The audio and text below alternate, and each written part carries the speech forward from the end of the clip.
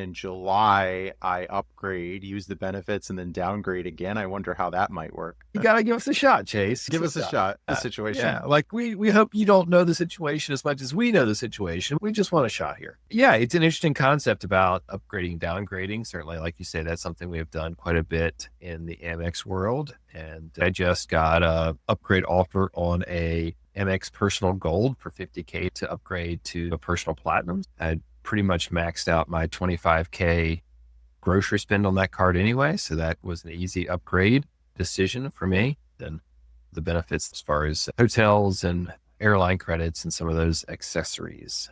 Some options there. Now, is the card a keeper in 2025? I think so, especially if your annual fee posted earlier in the year. But if your annual fee happens to post in July or August, then maybe you don't want to pay that annual fee just yet. You want to wait and see how the benefits play out for others. 2026, then I think we have more of a decision.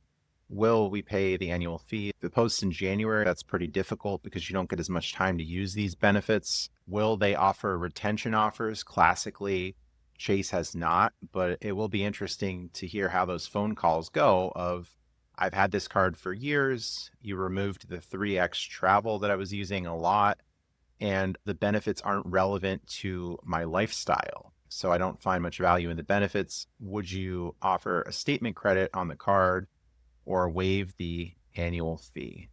That's a good question. How much more is Chase willing to change in their approach to retain customers? It's a well-known idea in the business world that it takes a lot more work to attract a new customer than it does retain a customer. So are they willing to throw a little extra benefit when it comes to the annual fee? Again, the math is a $245 increase. 245 divided by 12, America loves math, an extra $20 a month approximately.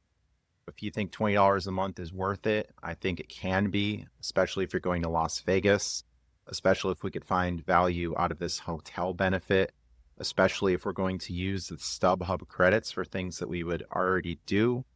I think there's a lot going for this card. There's also that 75K spend goal.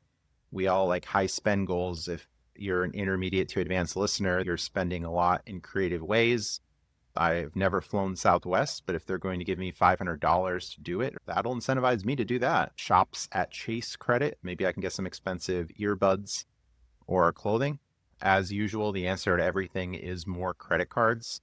So hopefully we won't be resting all of our hopes on the one ship of the Chase Sapphire Reserve. I think I'll be keeping it. I think I will pay the $795 annual fee or the effective $495 annual fee